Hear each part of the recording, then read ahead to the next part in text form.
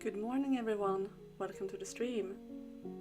I hope you're all having a nice Sunday and that you are ready for some more The House in Fata Morgana.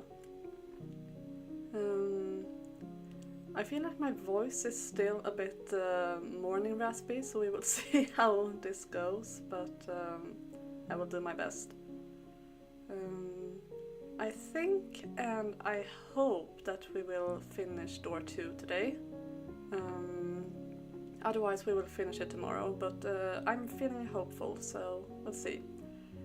But last time Javi agreed to take Pauline to the beast's den, so we are definitely reaching the conclusion of this story. So we'll see how that goes. Let's just jump right into it.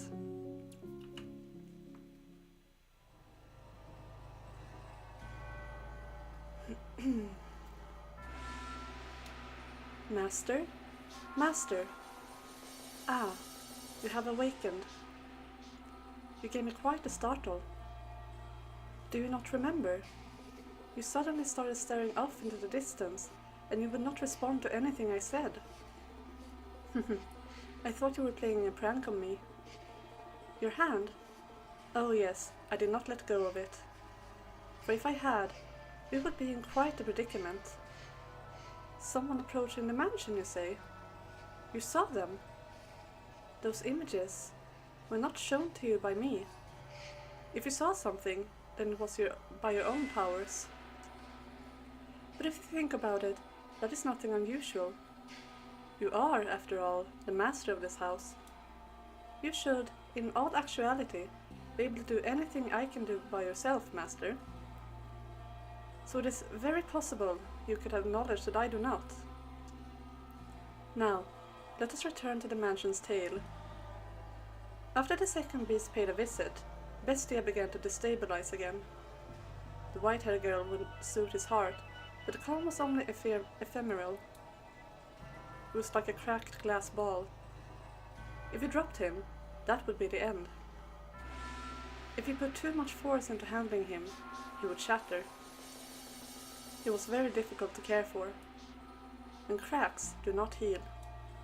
The damage still remains, even if the two sides appear to be held together firmly in place. Furthermore, they slowly, gradually, and without intervention spread. The beast appeared to be afraid of someone's voice. He would on occasion stare into empty space and shout, cover his ears, and groan. One day, he shattered all the windows in the mansion, crushed the silverware I had just polished to a shine, and destroyed all the mirrors. I assume he did not want to see his beastly self. More. There's more. There's still more that reflects my image.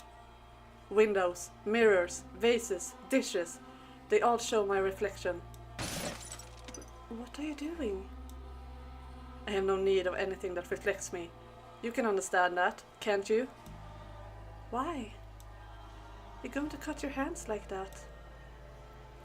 Tracing the wall with her fingers, the white-haired girl approached Bestia. She stretched her spindly fingers toward the beast's rugged hands. His hands were wet with blood from his frenzied attempts to destroy anything reflected in the house. Look at all these cuts. Stop. You're going to dirty your hands. Get back. No, I will not. It's no use. No matter how many times you call me human, the mirrors tell another story. Not just the mirrors. Everything reflecting shouts beast at me angrily. Look at how precarious I am. It's hideous. Pitiful. I thought it was all over when I protected you from the beast. But that image keeps coming back to me. The sight of another beast clinging onto me. I can hear its voice. It says I was only ever a beast. Voice? Whose voice? So you don't know. So you can't hear it. We're fighting against something beyond the limits of my perception. Fighting. No. If only it were a fight. It speaks the undeniable truth. As I said before, you are not a beast. You look like me. I am certain of it. Your eyes. What? Your red eyes. They show you nothing, but they show me what I am. They show me the difference between us. Are you afraid of my eyes? If my eyes cause you fear, if you can see in them your reflection, then you are welcome to destroy them. Rip them from me with your own hands. I have no need of them after all. Why? Why would you go so far for me? You. The voice says that you are laughing at me, that deep down you ridicule me. Do you believe that? After all the time we spent together? I don't know. I'm starting to lose confidence.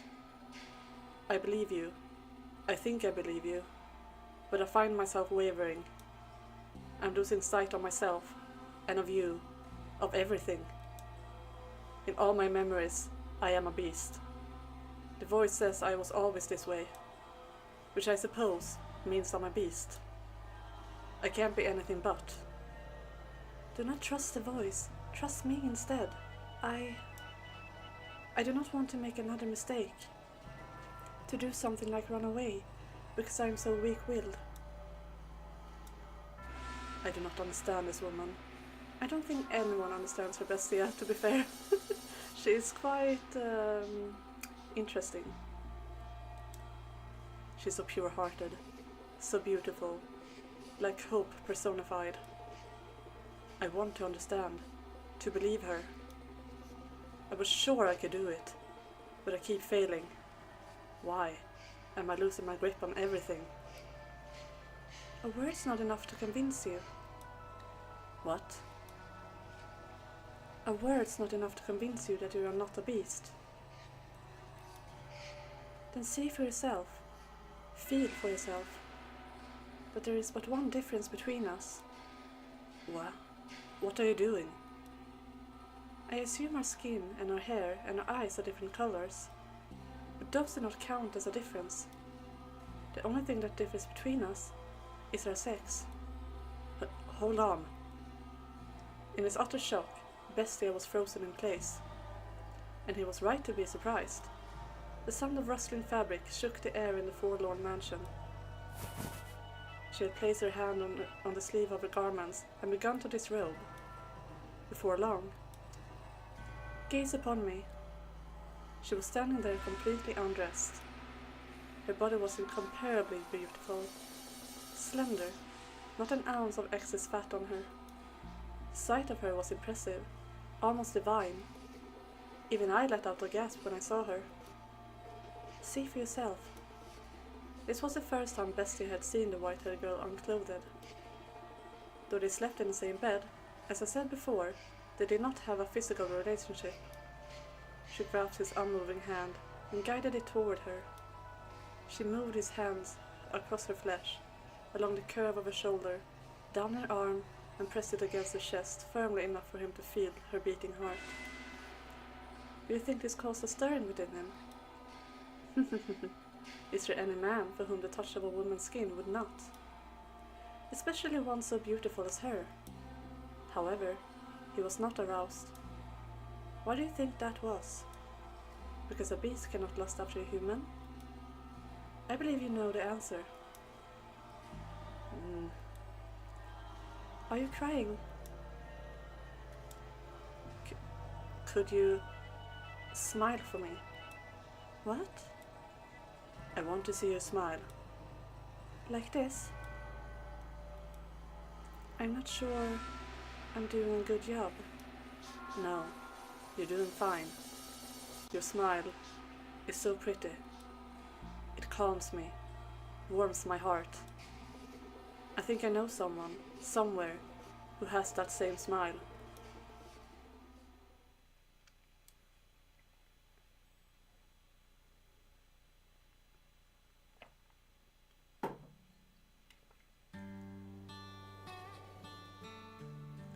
Thank you for seeing me off. Don't mention it. I learned so much about this town thanks to you.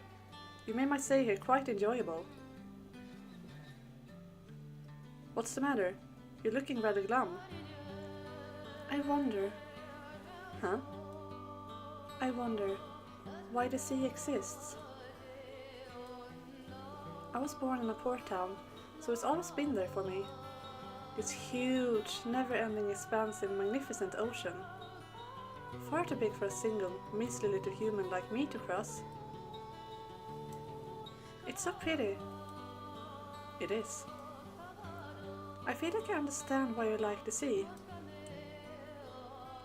But right now, I can't help but wondering why God created such an enormous sea.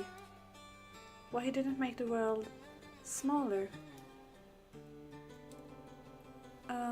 I'm sorry. I'm talking nonsense. Not at all. I'll probably be back eventually. That's just part of the job. And will you have lunch at the seaside restaurant again? Quite likely. And I bet it'll be mostly me too. Was your stomach able to handle it? I'll train up for next time.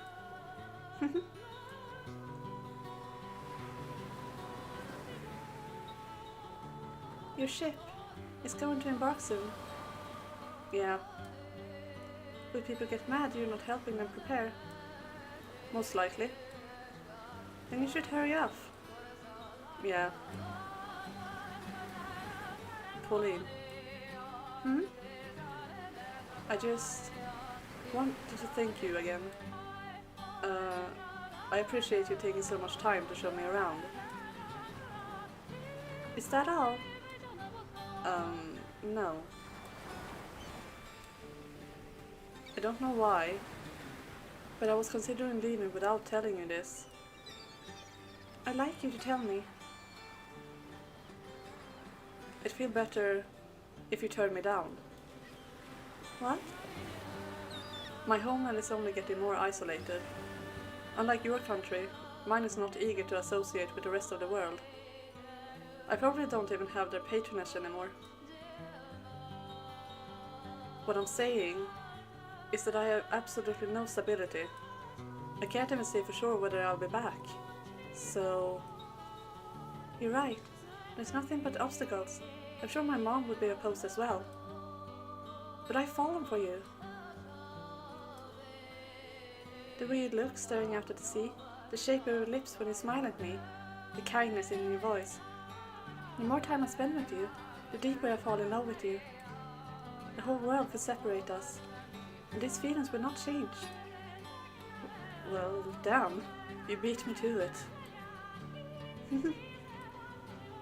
If I waited, I don't think you would have to... If I waited, I don't think you would ever gotten to it. I'll say it myself too. I love you, Pauline. I fell for you the moment I first saw you. I promise, we will meet again. I promise. I'll be waiting. Thank you. It's visible in both our eyes. This love, strong enough to wash away all our tribulations. It's all right there, plain as day, in each of our eyes. Mine and his.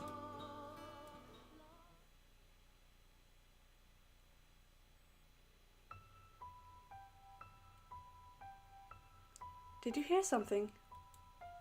Huh? It sounded like someone's voice. I didn't hear anything. Must have been your imagination. Oh.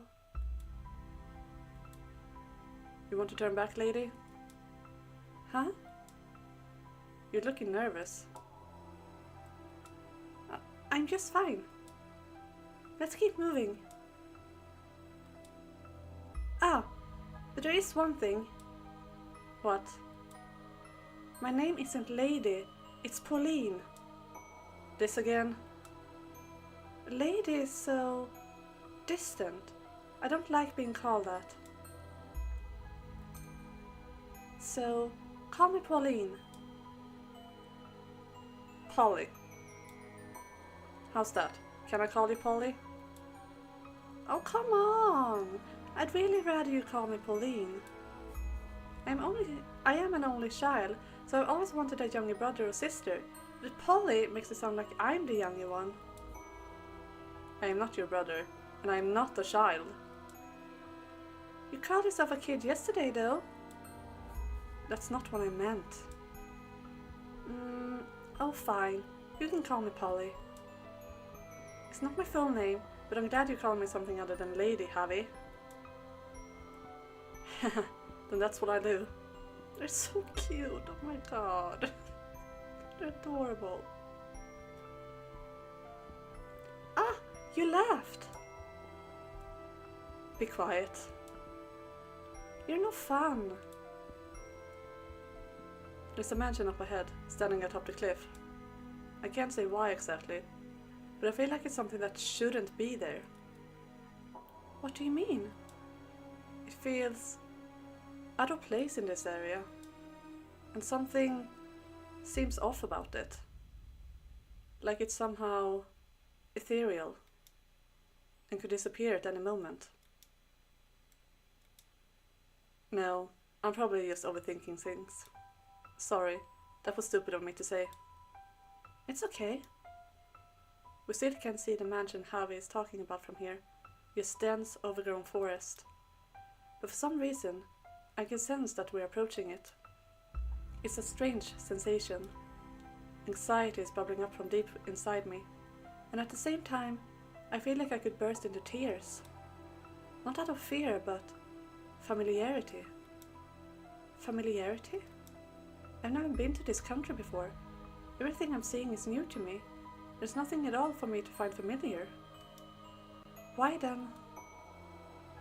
I'm going to ask you one more time.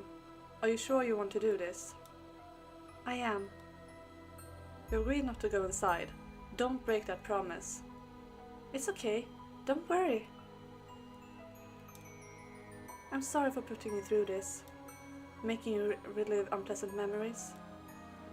But thank you for accompanying me when you have nothing to gain from it. Don't worry, I just look around. I'm only searching for a sign he was there. And when I'm done, We'll return to the village together. Alright. Okay. Now, let's go.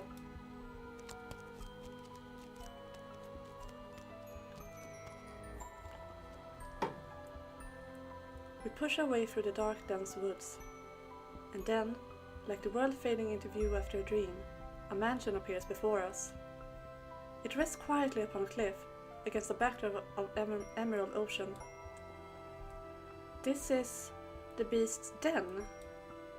It should, by all rights, be a magnificent scene, but the blue sky and jade sea clash with the building. It appears alone, isolated precariously from the rest of the world. Yes, this is it. This is the mansion where the beast dwells. Careful not to make any noise, we draw nearer the house. This inexplicable structure, sitting in between the forest and the cliff. The fluttering I feel in my heart does not seem to be caused only by fear of the beast.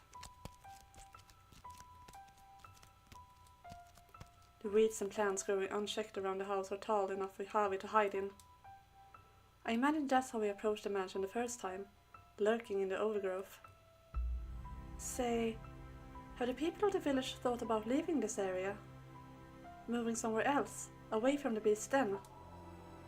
Only those with enough savings can do that. Leave without any money and you just die in a ditch somewhere. Everyone's made their lives here in the village. We have farmland, cattle, ships. It's not easy to let all that go. Not everyone can just hop on a boat to another country like you, Polly. We're not wealthy. Sorry, I didn't mean to offend you. I know. I was being too harsh. You're just ignorant. So naive you believe the whole world is perfect, is this perfect magical place. I'm not saying that's a bad thing. If you're capable of seeing the world like that, there's no reason you should look at it any other way. For as mature as you can be, Harvey, you're also rather cynical. Well, pardon me. When you said you would take me to your town, that kind of made my day. There's nothing left for me in this village. You'll find plenty of new things, I'm sure. You can even make some friends in my town. After all, you still got a long life ahead of you, Harvey. So you should make it a fun one. You make it sound like I'm about to throw myself off a cliff. I didn't mean it like that. We should try to keep quiet from here out. Ah, okay. Got it. As we draw closer to the mansion, I can see the ivy twisted across its stone walls. I press my back against the wall and take a few deep breaths. There's a window next to me. If there really is a beast, if there really is a terrible, man-eating monster inside, I'm in danger if it catches me. Harvey's eyes entreats me not to get any closer. But I have to see. I have to see if there's a mountain of corpses inside these walls. If there's even the slightest trace of him. I'm just going to have a look. Peek in from the outside, without being noticed. That's all I'm going to do. And when it's done, I'll go home. Through the window, I see a dimly illuminated hallway. Like the garden, the inside is desolate. But there's still the sense that someone lives there. It's not completely abandoned. Polly. Ah! I see something moving inside the mansion. I hold my breath, so whatever is in there does not sense my presence, does not sense my gaze. And then... What?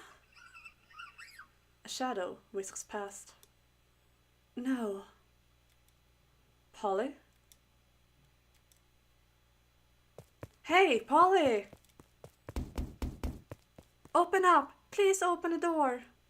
Stop it, you idiot! What do you think you're doing? Please, open the door! Polly, you promised me. Have you lost your mind? The only thing in here is a... It's not a beast! Huh? It's not a beast. A beast isn't living in this mansion. You're wrong. It is. There's a beast in there. A bestia. Get away from the door! The beast! It's not a beast! Open the door! Open the... Ah! Ah! I knew it! I knew it! I was right! You're alive! You're alive! You're alive! I never stopped believing. I knew you wouldn't die.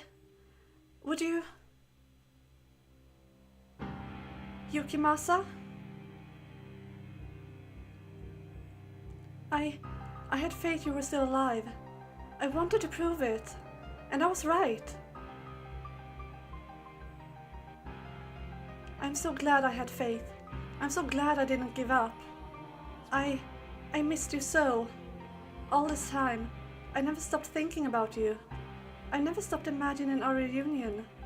Yukimasa, I'm so glad you're alive. Stop it, Polly. Get away from him. That's the beast!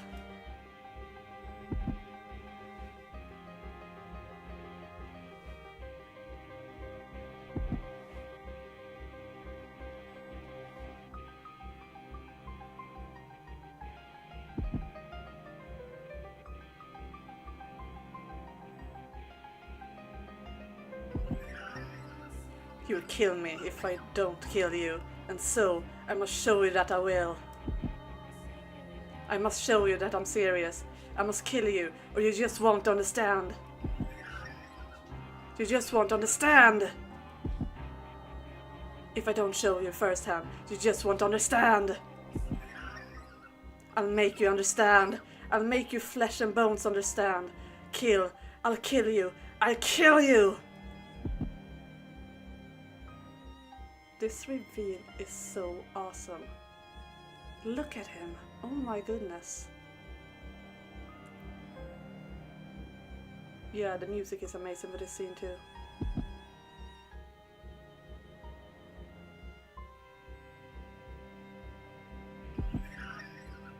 That's it. Cry for me. Beg for your life. Pray for my mercy. Weep and struggle and suffer and die. Look at this. No one can stand up to me. Humans have no chance against beasts.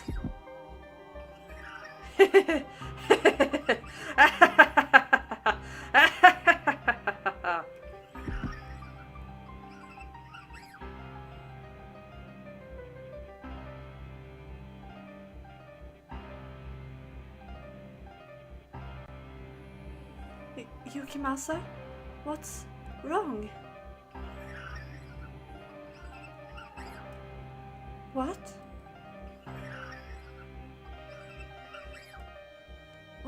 What's the matter? It's me. It's Pauline. I came to find you. I missed you so much.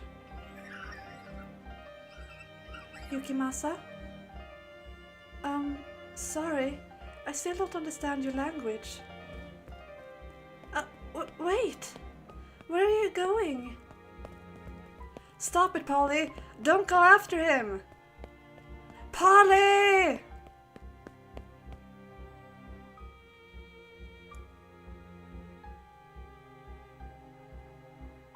Why? Why are you running from me? Don't you recognize me? It's Pauline, your love.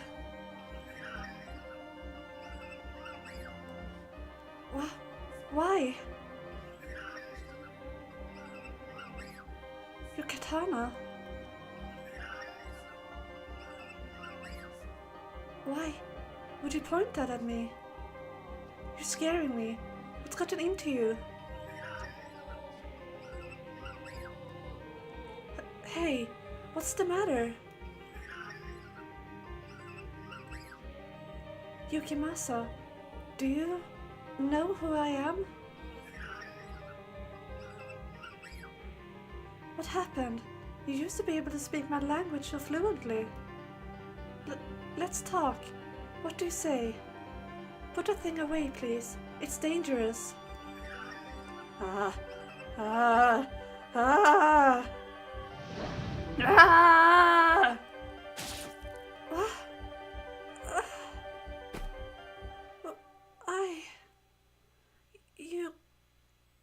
hurt me. Ah!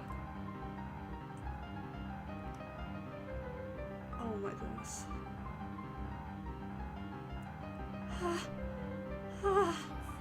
So hot.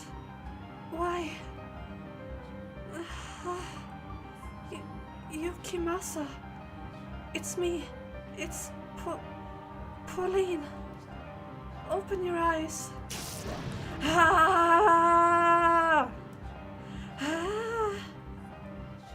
No. Stop. Yukimasa. Please. Stop this.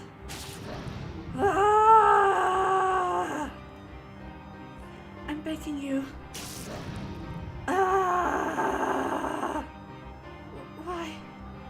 Why would you do this to me? Stop it, Yukimasa. Stop this. His blade held high above my head glimmers. Why? He's the beast? Tell me, Yukimasa, did you kill all those villagers? Are you going to kill me? Why?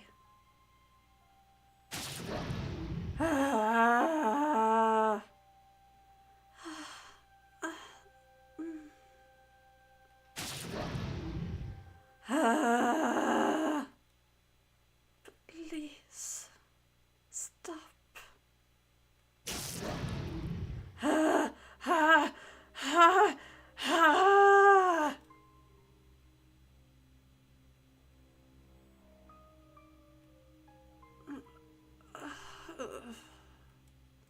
Yuki, it's me. It's Pauline. Please, open your eyes. Let's go back to my town. I never got the chance to ask if you wanted to move to my country. Then we wouldn't have to wait so long to see each other.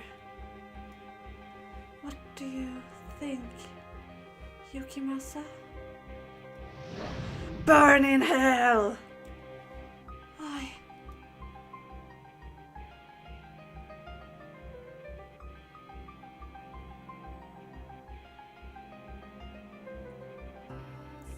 Tell me why.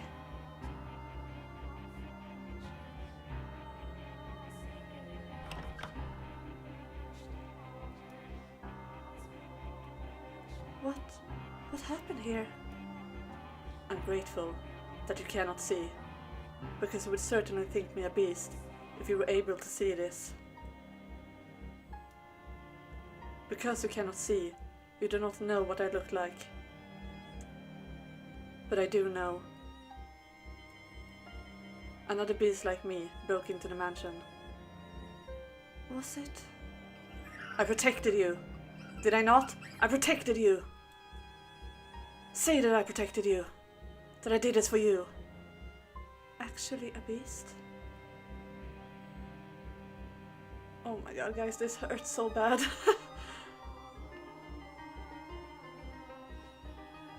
I can hear a woman's voice.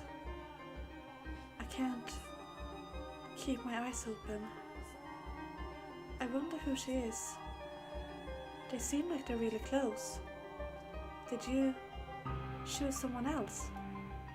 Then you could have just said so. I wouldn't be angry. We've been apart for so long. But this kind of hurt. It hurts. I can't take it. Just once. Could you turn back and say my name? I proved it. That you're still alive. We were lovers, weren't we? So why? You said you wanted a peaceful life. I I can't take this.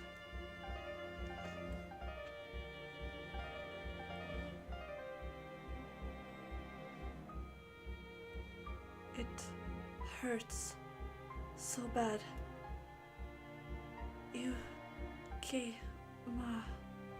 Sa. I can't take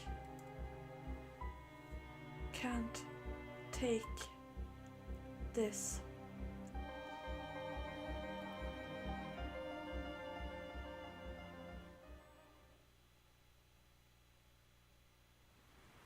What I want most is to spend a nice quiet life with you. I don't need anything extravagant. Just an ordinary life, slowly growing older, having 3, maybe 4 children. We'd never fight, and eventually, before I knew it, I'd be an old lady. Thinking, it was an uneventful life, but it was the best I could have asked for. That's the life I want. And what about you?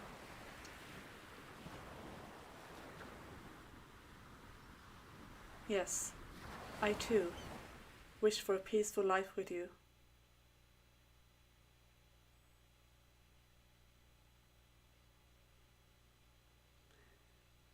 Yeah, the thing about that is her mom was absolutely right, but I don't think the problem is that he's foreign. The problem is that he has issues. Um, so I'm gonna just pause the gameplay for a second because I want to talk.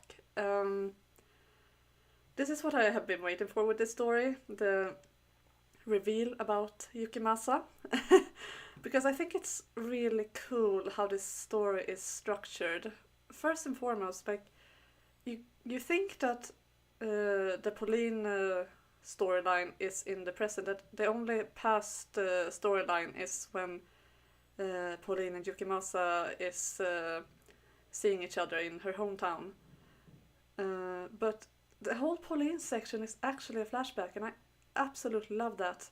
That we just now figure that out, that she was already dead the whole time we saw her story. Because the beast had already killed her when the other beast was arrived at the mansion, because that was her. I really, really like that fact. Just the playing around with different timelines in the same story, you don't really know what is what. I think that's really cool. And that's something I try to replicate a bit in my own stories, actually. I think it's a very, very fun way to write a story. Yeah, and I also noticed, because I have been talking a bit about the backgrounds and how it looks like he's kind of having a psychosis.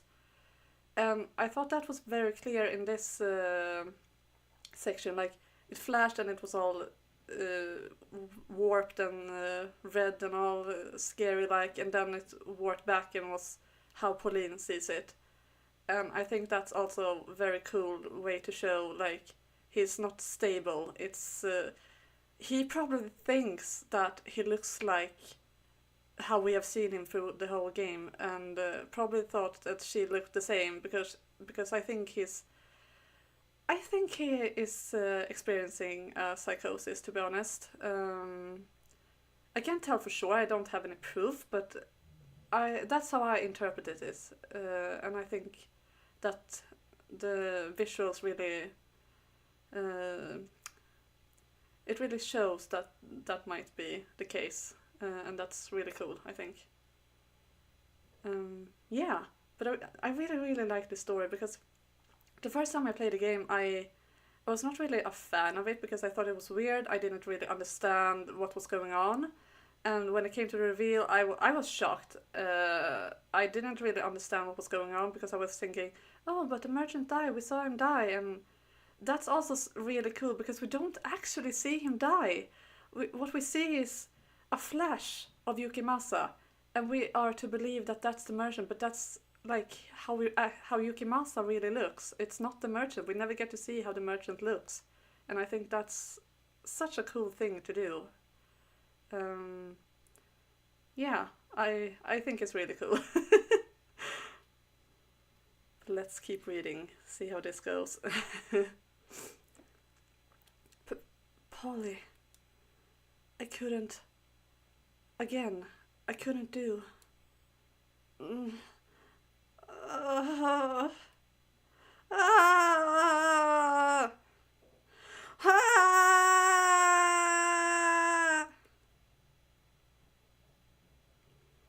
Poor Harvey. My heart.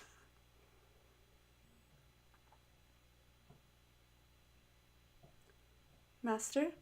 Master? What is the matter? You look pale as a ghost. What? I lied to you? I have not told you a single falsehood, master. Ah, about the beast. That means you were seeing her memories then. Is that so? That must have been quite difficult to witness. But I assure you, I have told you no lies. Bestia was convinced he was a beast. And as a servant of this house, it is my responsibility to present my former master to you as he saw himself. This would have been a very different story had you not discovered the truth.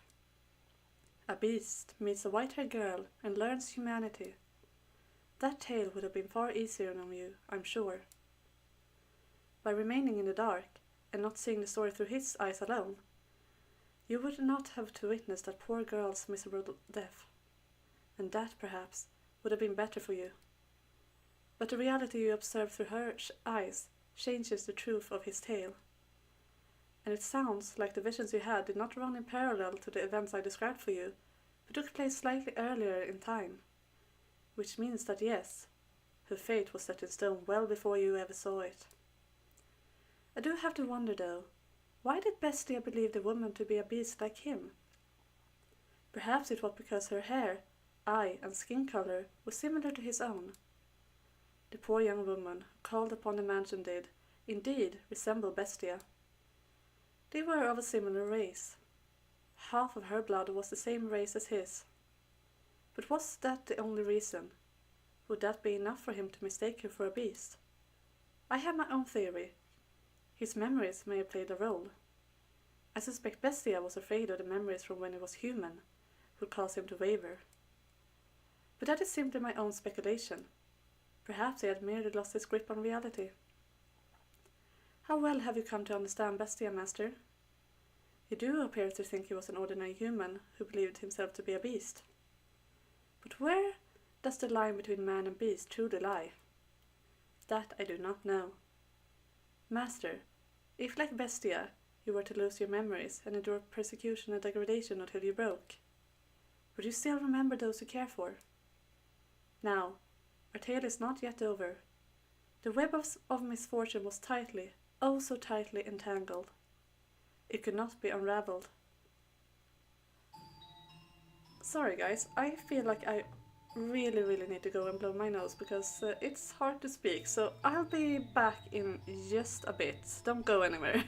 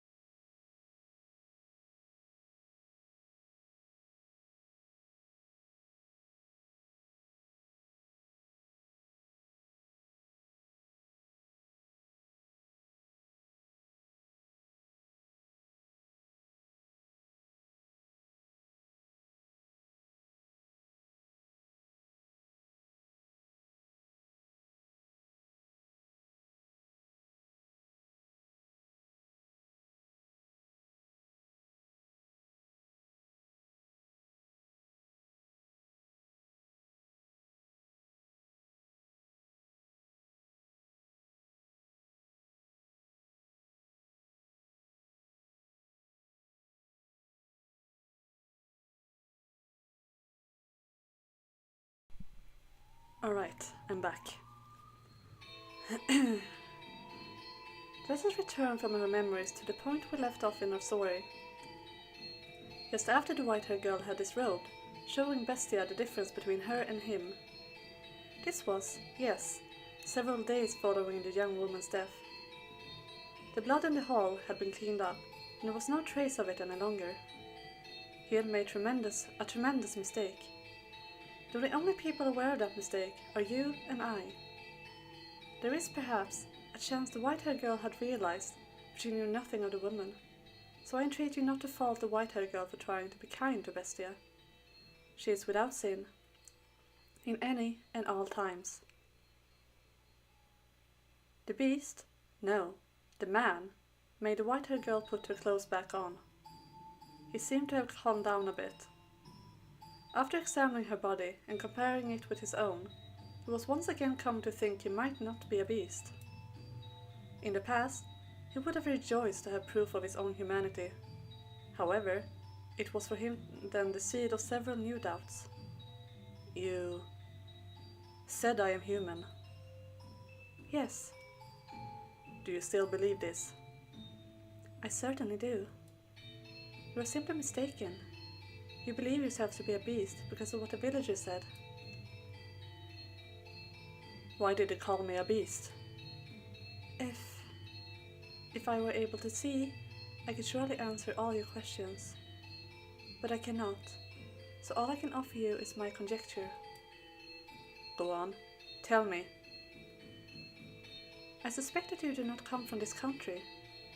No, you do not come from this continent. You came to this continent from far, far away, perhaps even across the sea. This land has been cast into turmoil by the war. Fortunately, no fighting reached the village, but it has blocked trade routes, stripped them of their independence, and cast a dark shadow over their hope. They are quite devastated, I imagine. And then you showed up. From what I have heard, this area is not particularly friendly to people from other countries, even less so those from another continent.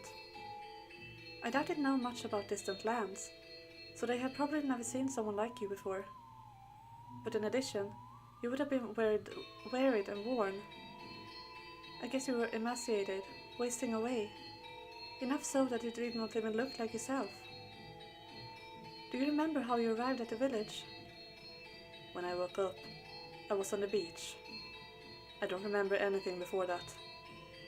My joints all ached, and I was incredibly thirsty. I was in so much pain, I sought help. But nothing I said got through to the villagers. I did not understand what they said either.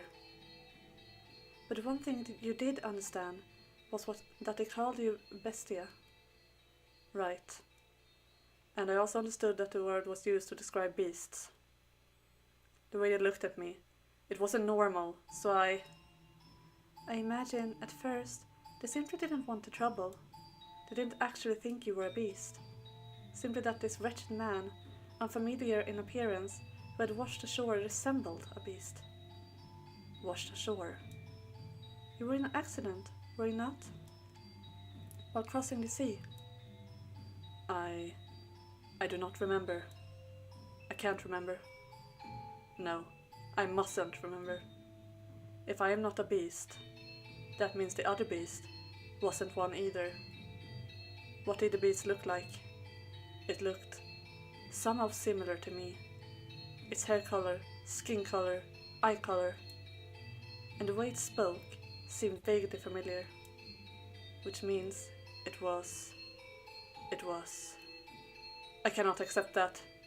If I do, then that means I have done something terrible. No! What? They did call me a beast. I was, in fact, a beast. As I've been saying, that's because... Tell me I'm a beast, please! Let me remain a beast. He is so broken. How do you imagine he saw the world? I cannot even begin to fathom. You can never know what someone else sees. and there is nothing to say they see the same thing as you. As you and I have seen different things, so too did the man and his lover see different things. Or perchance, the true shape of the world is visible only through the white-haired girl's sightless eyes. Do you think the reason he so stubbornly rejected his human memories is because he has taken the life of his beloved? I personally believe that there was more to it than that.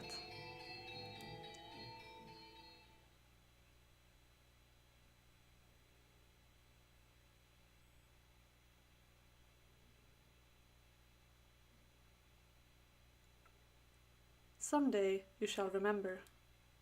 You shall remember everything. I will not allow you to avert your eyes. Remember that you have always, always been a beast, incapable of saving anyone, only of taking. Remember and suffer. Agonize, writhe, anguish, grieve, suffer.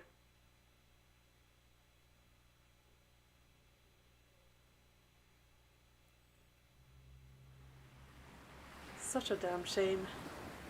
Our homeland is but a stone throws away, and they still won't let us in. Just how long are they going to maintain this stance? Regrettable, isn't it, son?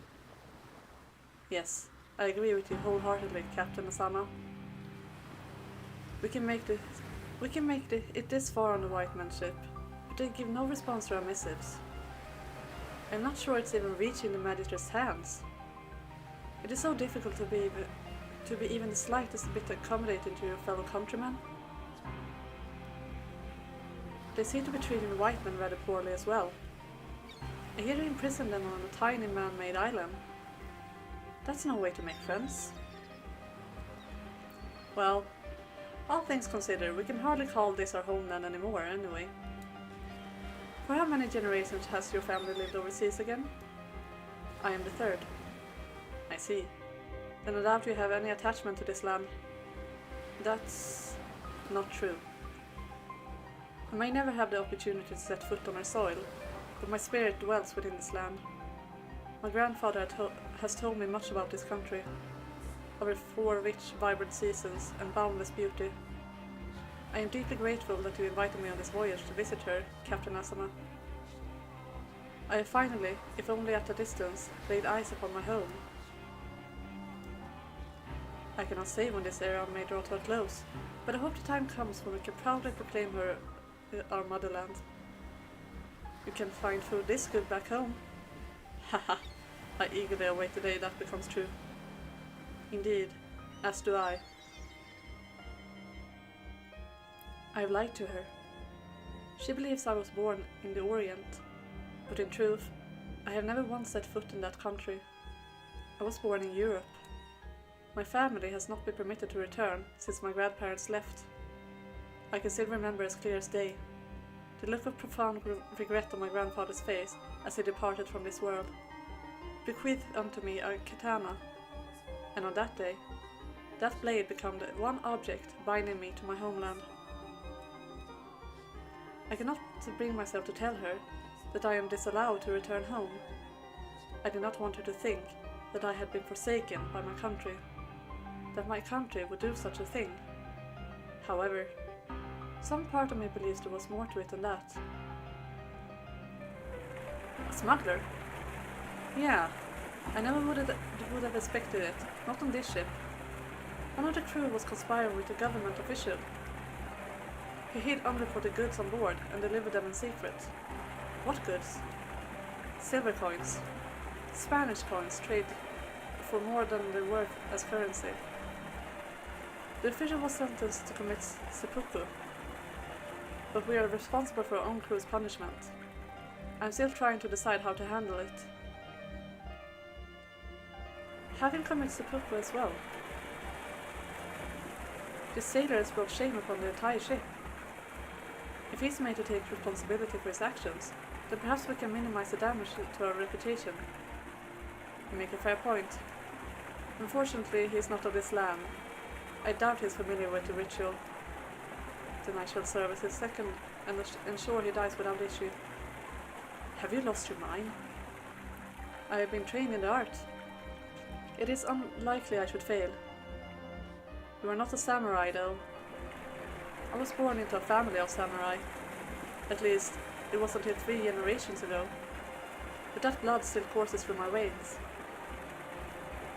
Very well then. That is how we shall do it.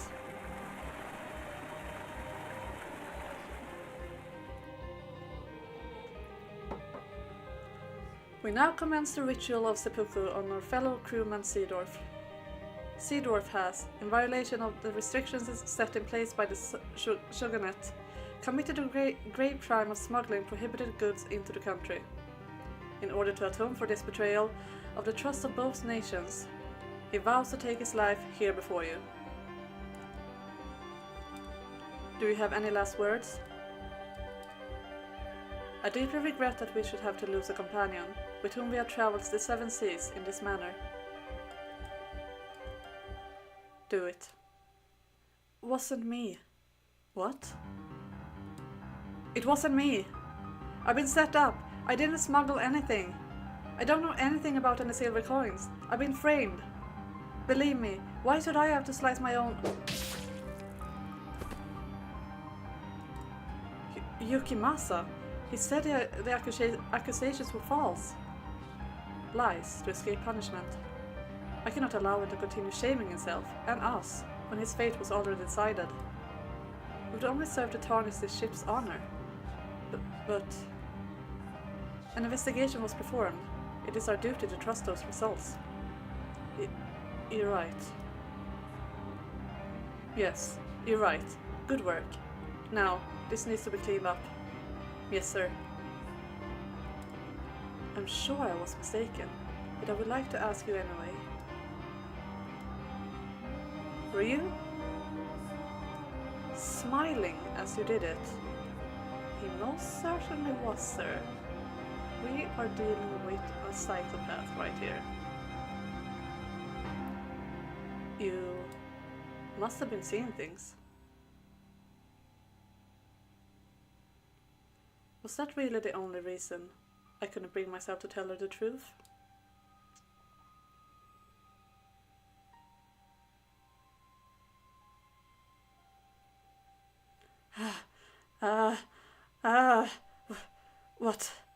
What was that dream? Was that from my memories? No. Asama?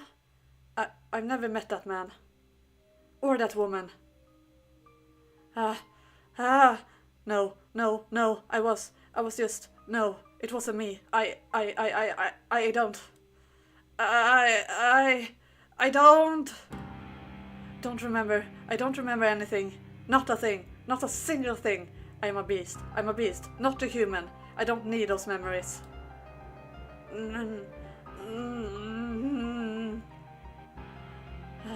Are you there? Are you there? Where are you? Come to me. Be with me. Peace. My peace. Where are you? Where have you gone? Why? Why are you not at my side? Don't remember anything. Stop remembering.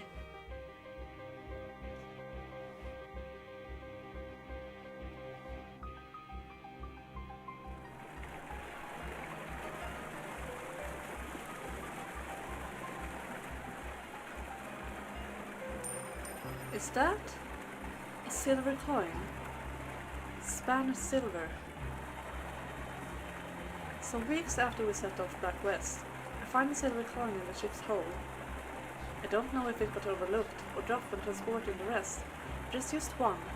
The first thing I think when I find it is that I should report it to Captain Asama. But instead, I slip the coin into my pocket and take my leave of the hold, as if nothing ever happened. Not for the purpose of smuggling it for some extra cash. It only has extra value in the East. Back west, it's worth nothing more than its designated value as currency. So again, it's not for want of money.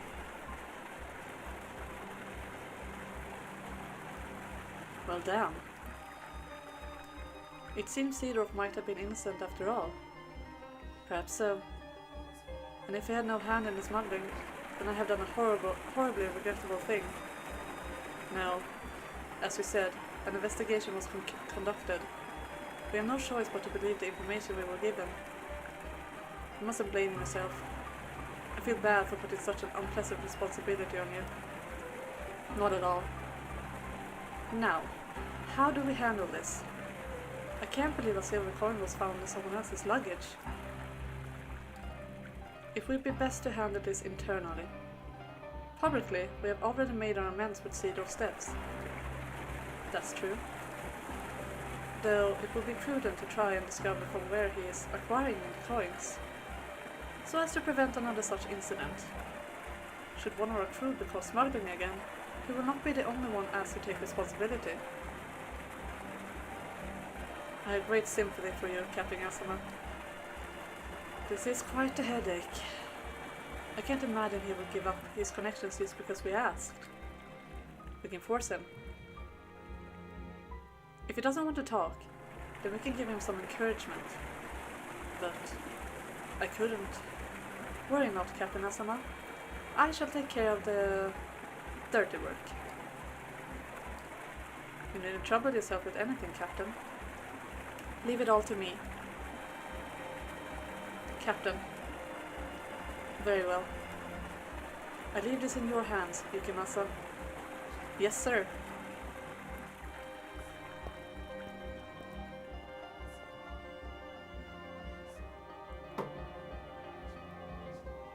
How are you feeling? Hey, untie me! What's the meaning of this? A silver coin was discovered in your luggage. Huh? A silver coin? Interesting. It would seem you have quite a knack for acting. Hold on, I don't follow. I thought the smuggling problem was taken care of. Seedorf wasn't the one doing the smuggling. It was you. Like hell! I've never seen any damn silver coins. This is some kind of mistake. Check my bags again. A coin was found in your luggage, regrettably. Captain Asama saw it himself. Lies. I swear I've never touched one. Is that so? I swear, I never once. Please, believe me, I'm no smuggler. I've done good work, even on this expedition. You know I'm not someone who will get involved in smuggling. I don't know what kind of person anyone is. We may have known each other for years, but that doesn't mean I have any way of knowing what you think in private, how you feel, what kind of person you are. You smuggled the coins, didn't you? I didn't. I had nothing to do with it. Who was your supplier? I'm telling you, I'm no smuggler. It puts Captain Asama in an uncomfortable position if you don't talk. Can't risk damaging our homeland's trust any further. I swear to God, I had nothing to do with it. So you won't tell? How can I tell you something I don't know nothing about? I see. You believe me? So it's very, very important information. Enough so that you can't give it up so easily. In which case, I'll just do what I have to until you talk. Well, what are you... Whenever you're ready to talk, let me know. I'll stop right away. Hey, stop! What are you... Quite a thick fingers you have. Let go! What are you... But it's all meat. Your bones aren't any thicker than anyone else's. Ah! My finger! Oh, don't start screaming just yet. That was just the first. Your little finger. Next is your ring finger. Stop, please don't. I'm begging you. Are you ready to talk? I told you, I don't know anything. Too bad. Ah! Ah! Your middle finger. Don't. Ah! Your right hand is going to be useless if you don't start talking soon. Ah! Ah! What do you want me to tell you? I swear, I had nothing to do with it. What has you so stubbornly refusing to talk? Is your supply really worth going to such lengths to protect? No, I can't tell you what I don't know. That's... Ah! All that's left is your thumb. Ah! Help! Someone, get me! Just so we're perfectly clear, everyone on board knows what you did. No one's going to come to a smuggler's aid. God, I can't take any more of this. Please stop. Ready to talk? What will it be? I'll talk. Okay, I'll talk. If anything you tell me is a lie, you can consider your life forfeit. Are you ready to tell me the truth? We will investigate the details of your confession. If you lie, we will find out. Understood? But I... Speak. But... Or can't you? I don't know anything. That's a shame. Ah! Oh well, you won't be using your right hand ever again.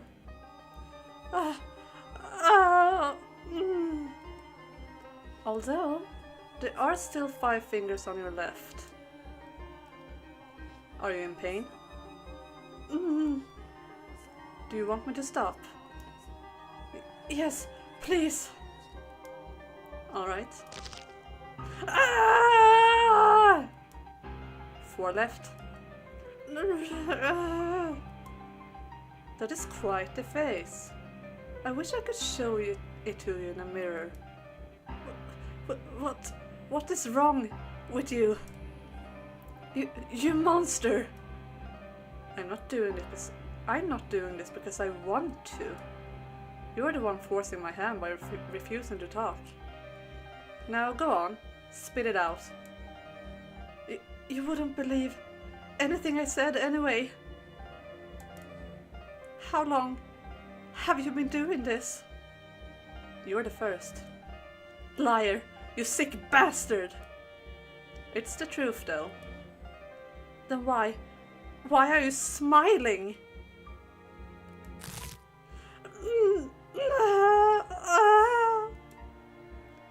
3 left. What will it be? Would you tell me everything? No lies and no omissions? It wasn't me. It wasn't me. I didn't do anything. 2 left. It's surprising how easily they break. No! Stop! This is the last one.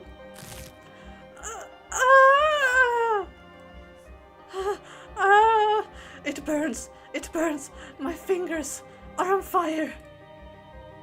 Now, what's next? It burns, it burns, it burns! Are you listening? Hello?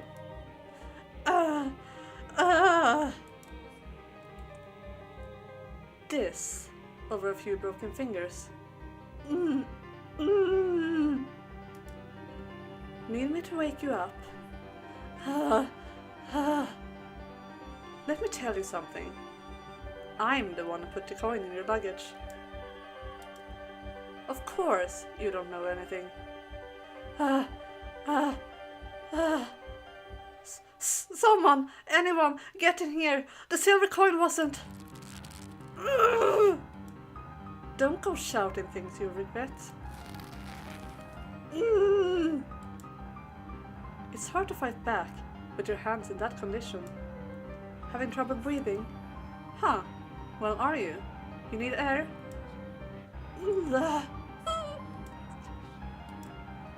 I guess it's hard to talk with my hands around your throat, huh?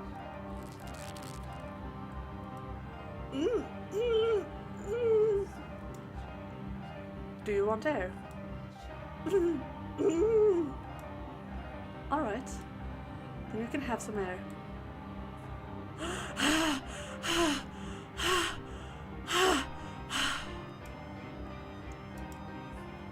Someone, anyone, please get in. You just don't learn.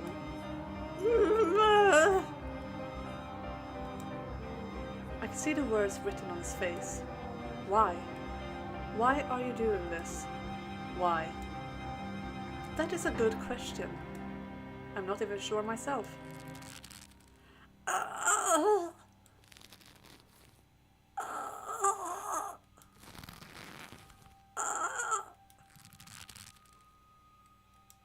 Hey. Answer me. Well damn. I missed the opportunity to use my katana.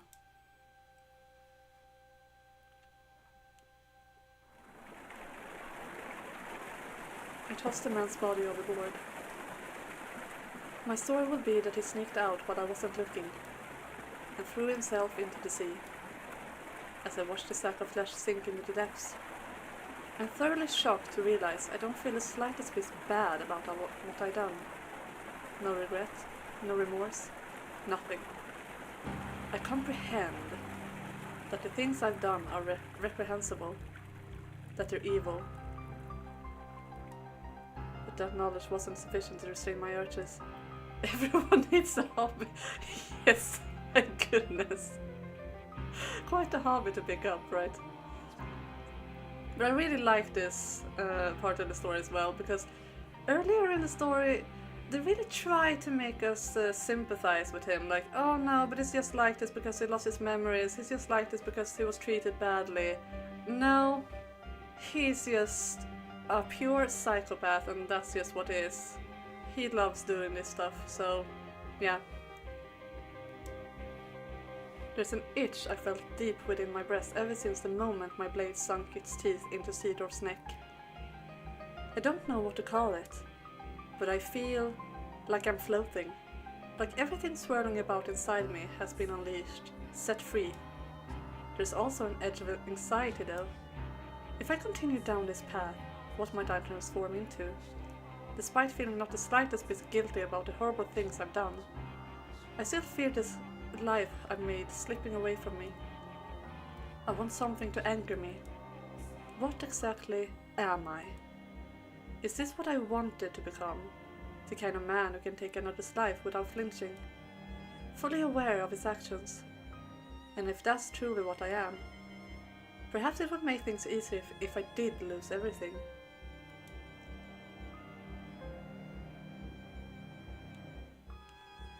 Oh, don't scare me like that. And where did you pick up a word like Nijinche? I never took you for someone so pretentious. Haha, I'm sorry. You just look so much like a rabbit there, the way you were tossing your head back and forth, looking around for me. Oh, you. Nijinche is something you call a child. I'm not a little girl anymore. I'm sorry, really. Don't be so mad, Pauline. I'm not mad at all. It's been a year and a half. We finally get to see each other again. That we do.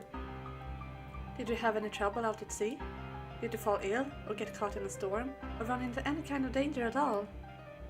No, there was no trouble. Everything went fine, without incident. The seagull was watching over us, I suppose.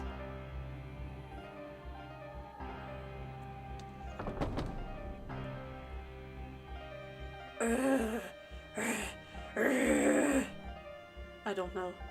I don't know. I don't know. I don't know. I don't know. What? What am I? Who am I? Who? What is this room? What are those colored windows? Were those here before? In the mansion? I know what that is. It's an angel. The angel. The angel it's looking at me and laughing. The angel is looking down on me and laughing.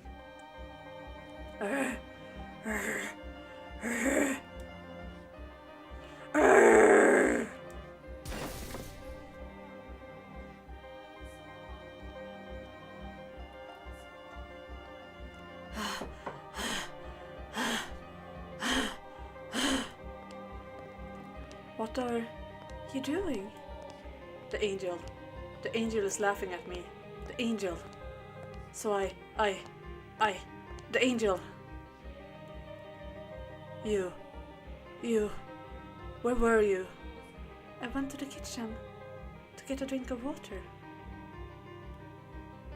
You have nothing to worry about. I will not run away from you. I am not human. Am I? I'm not a human. You are... Not a human! You are...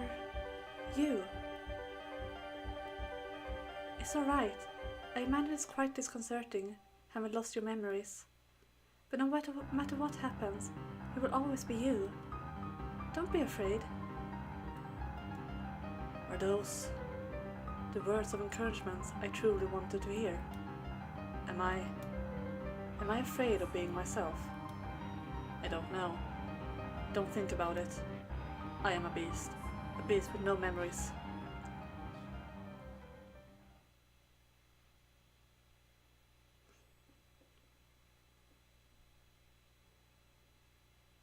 His psyche drifted erratically between human and beast.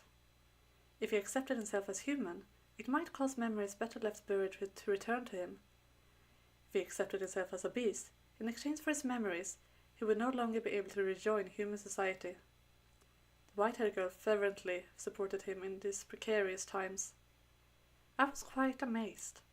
I had never imagined she would grow to be such a strong woman. Nevertheless, God is a cruel master. For what strength he gave her spiritually, he took in equal part from her physically. Though she persisted, day in and day out, to stay by the man's side, one day she suddenly fell ill. With her in the throes of her high fever and not knowing the cause, he fell into a perpetual panic. There was no medicine in the mansion. They could hardly manage to put together sufficiently nutritious meals. Though there was no medicine, maybe there was something else that could make her feel better. However, everything he could think of required him to leave the house. Hey. Is there anything you would like? Anything I would like? I'm considering visiting the village. I see. You're going to the village. I thought I might be able to get some medicine. I would prefer to bring a doctor here, but no one will come if they learned you were in this mansion. So... He was planning to put on a disguise, to enter the village as a person. The white-haired girl smiled when she heard his idea. She had, after all, always wanted him to think of himself as a human. However, because she was so pure-hearted, she did not comprehend the full extent of the slaughter he had confessed to committing, the revenge he had taken on those who had chased him around, how his sinister cackling and furious reaping. She did not grasp just how serious it was. She had faith that Bestia has kindness in his heart. If you cannot get any medication, then buy me some oranges, please. Oranges? This is a land blessed by the sun. You should be able to find some wonderful fresh oranges. Would that make you feel better? Yes, it should. Okay. Bestia's mind was made up. He would don the skin of a human for her, to protect the peace he had had. He would return to the place that had left him with many painful memories. It was to him the source of his fear. Whenever he let his guard down, the shouts would play back in his mind. Bestia! Bestia! Bestia! Hideous beast! Though he had physically conquered the people who lived there, Bestia's memories of the village still haunted him. But her health meant more to him than any of that. He was willing to cast aside his fear if it meant the white-haired girl would recover. The girl still in her bed, he made his way out of the mansion.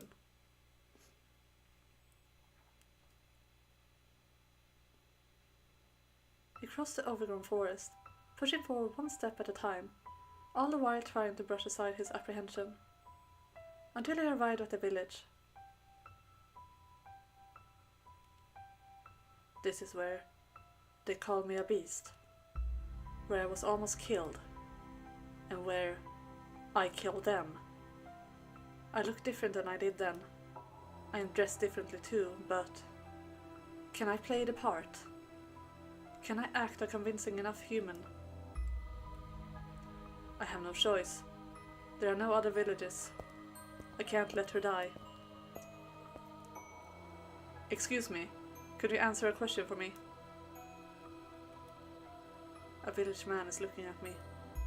Only for a moment. But for me, that moment is torturously long. A faint look of panic crosses his face, perhaps in fear of my appearance. He's staring at me. Will he point his finger and call me a beast? Will the other villagers come to kill me? However, haven't seen you around here before? He didn't recognize me.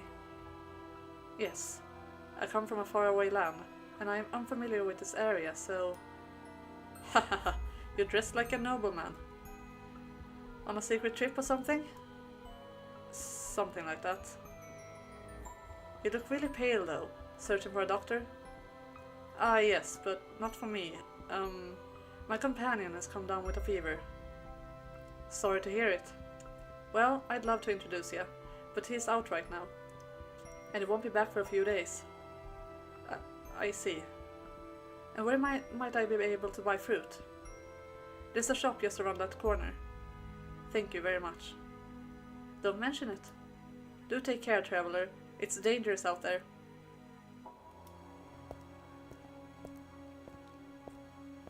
I'm starting to attract attention, but not the same kind as before. They don't look at me with revulsion, hatred, or furious indignation. They're simply curious. The village feels different than last time. Could it have changed this drastically? Or is it because I really did look like a beast then, and now I look like a human? I don't know. Excuse me. Me? Yes? I would like to buy some fruit. Some oranges. Oranges? Alrighty. Just a sec. The fruit vendor doesn't recognize me as the beast either. Any other year and they'll be a lot plumper than this. But this year we had the end of the war and this whole mess with the beast, and it's just been crazy. If you like, how about come back in a few years and try our oranges again? They'll be several times better, I assure you. I'll keep that in mind. You bet. They'll be... I'm sorry, I don't have any local currency. Would this suffice? What? How? Is... No good, I take it? No. On the contrary, it's hardly fair for you trading a jewel for a few oranges. That's all I have to offer. I hope you can exchange it for money. Sure. You nobles are something else.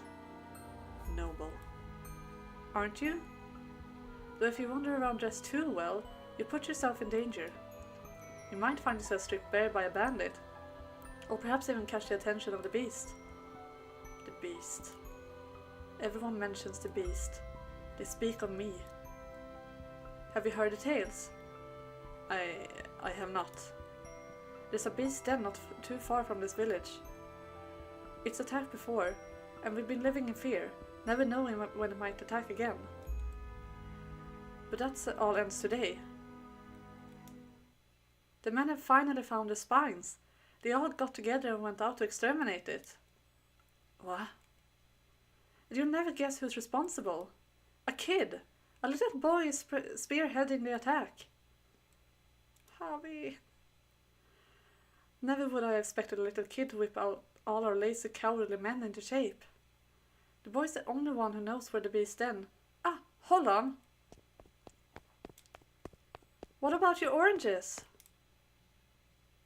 The men have banded together, and they're going to kill the beast? Why now? Why when I'm not there? I'm the beast, I'm right here. I'm what you're trying to hunt. The only person at the mansion right now is her. He regretted not asking the fruit vendor how long ago the party set off. But what good would that knowledge have done him? He had to hurry back regardless. The sun was beginning to set, draping the surroundings in a deep blackness. As if to keep him from returning home, the knight wrapped his hands around his head, covering both eyes. In what direction did he have to head to return to the mansion? He stormed through the forest, and eventually the mansion appeared before him, like the world fading into view after a dream. Bestia was a tempest in the night, blowing through the overgrowth toward the house.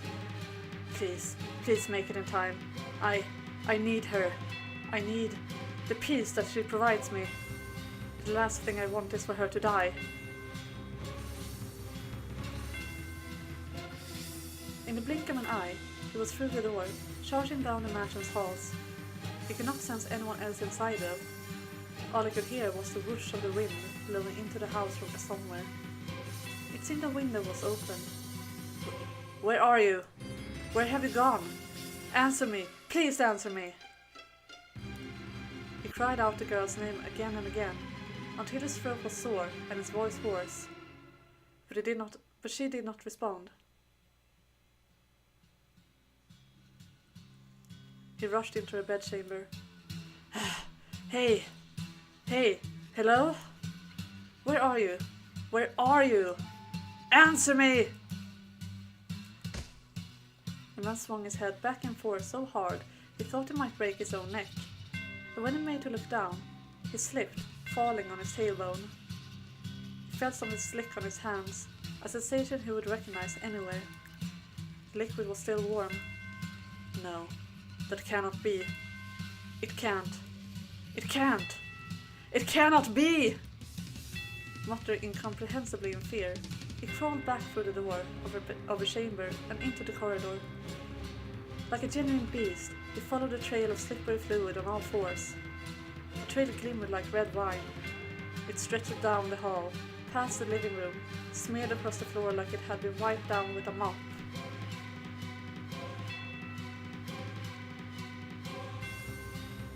The man crawled and crawled and crawled, until at last he reached the stairs leading down to the cellar. The ruby trail continued. From beyond the door, he could hear the men's voices.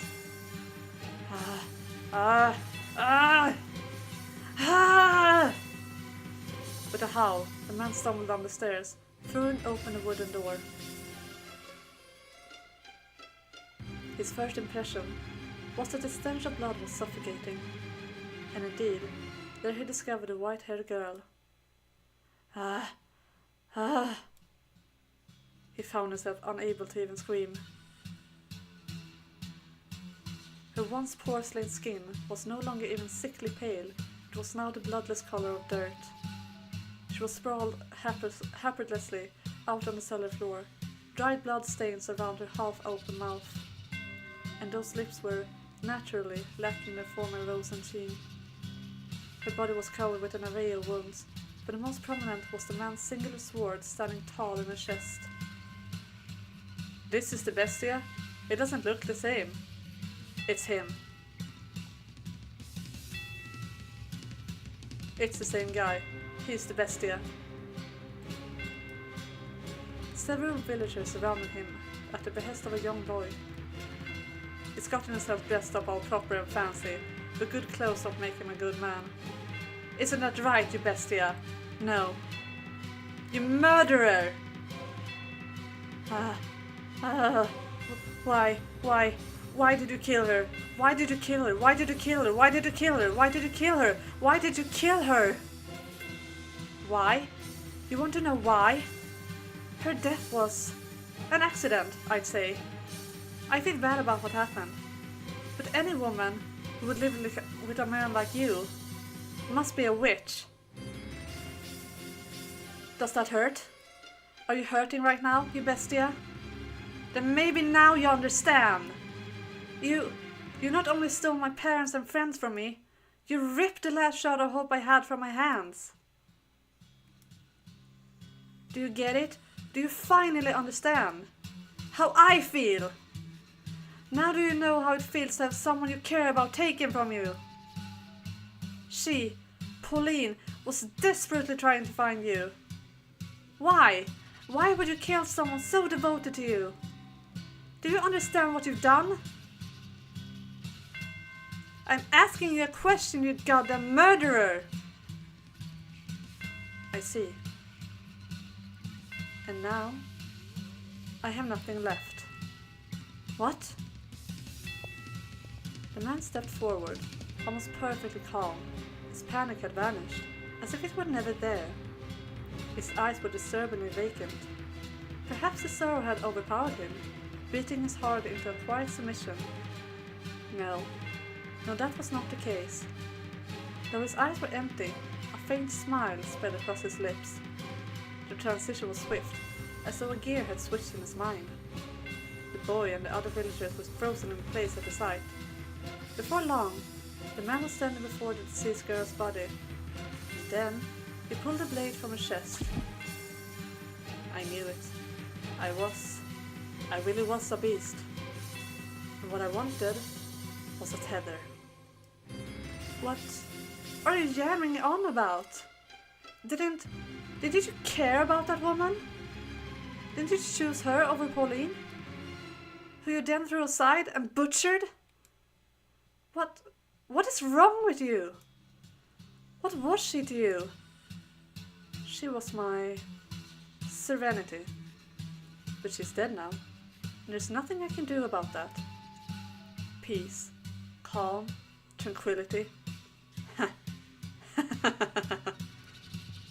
The man's behavior was downright eerie, causing the boy to flinch back. Believing he'd had everything taken from him and could not possibly lose anything more was, I imagine, what had allowed him to stand up to the beast, the source of such crippling fear. Yet now, he found himself unable to move. He found himself in the face of such incomprehensible creature, paralyzed with fear. And the villagers were similarly dumbstruck. Not even I could understand his behavior. What the hell is wrong with you? How can you laugh at this? I don't get it. How? How indeed? I wonder myself. I don't know either. But you know what? It doesn't matter anymore.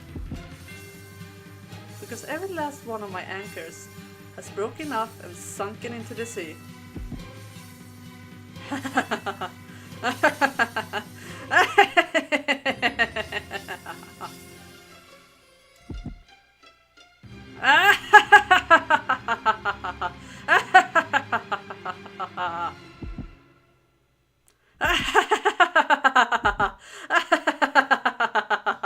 Damn it, get moving, kill him! I'll slaughter every last one of you! Ah yes, my whole life I've always wanted to kill.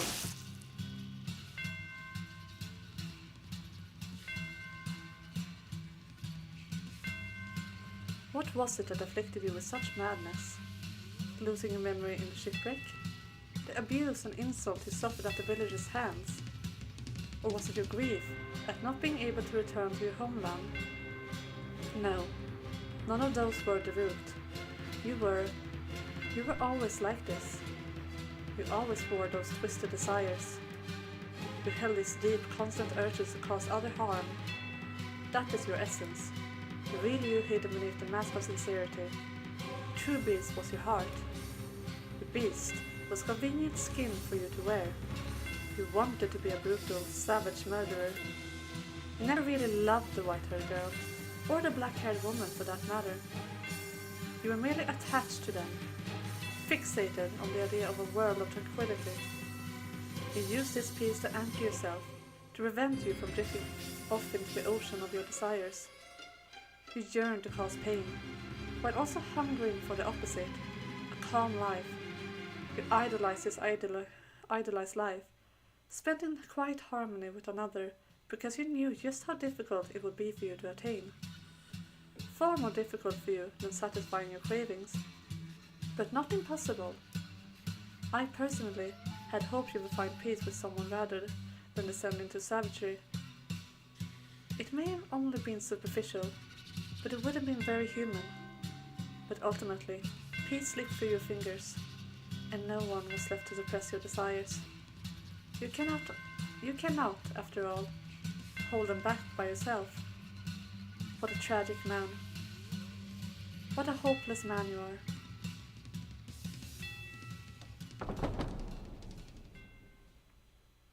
Alright guys, we've reached the end of door 2 and I'm going to end it there.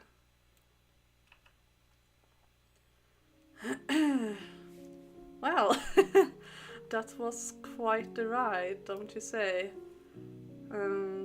Yeah, like I said, I really appreciate this door a lot more after having read it before.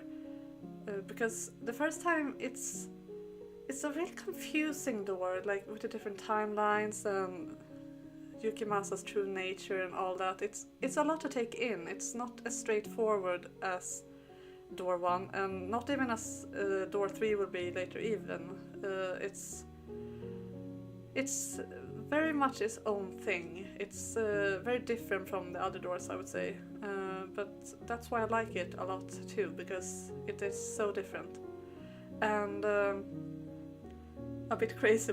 Yeah, absolutely. It's a bit crazy. Yeah, you liked it too a lot more now? Yeah, it's so interesting when you know what's going on. It's so many little hints all over. Like, they try to hint at the merchant or Yukimasa being the beast, but if you don't know, because you think he's dead, you think that he was killed by the beast, so you don't have any reason to believe that. But when you read it a second time, it's so obvious, and I love that the hints are there if you know. Yeah, so I really like it, and I also like it because it really sets things up as well for the rest of the story. Like the door 1 also does this. Like there are some hints to what's to come, and it also sets up like the tone. Like, this is not a cutesy, happy love story. It's a lot more dark and so. But this story, it sets up a lot of things, but it's so focused on all the craziness that also you don't really notice it if you don't know. But like, the white-haired girl was talking about why she's there, like she feels it's her role somehow, and that's something I really think hints at stuff coming later down the road. And there were some other things I can't really remember right now. The voice that was talking to Yukimasa. We don't really know who that is, if it's the maid or if it's something else, but if you have read the story, you know very well who that is. And I like all these little details. Like, it really rewards a second reading, and I enjoy that a lot. And I also know if you complete the game and read it again afterwards, you get a sort of like New Game Plus thing. Obviously I'm not doing that right now because I have not played this version of the game before, and also I don't want to have New Game Plus, since in case there are new viewers here, I don't want them to be spoiled, because the New Game Plus, I have read that before and it's very spoilery, very many more hints of stuff. So yeah. But we're done with door 2, and next time, which will be tomorrow at 15:15 GMT, we will open door 3, and that's personally my favorite door of the prologue doors. It has one of my absolute favorite characters in it, and I really, really like that story. So yeah, I hope you enjoyed this, and I will see you tomorrow then, hopefully, and then we will be doing a Bloodborne stream on Thursday 15:15 GMT. So yeah, that's it for now. I'm going to go have lunch, and I hope you will all have a nice Sunday. So yeah, bye guys!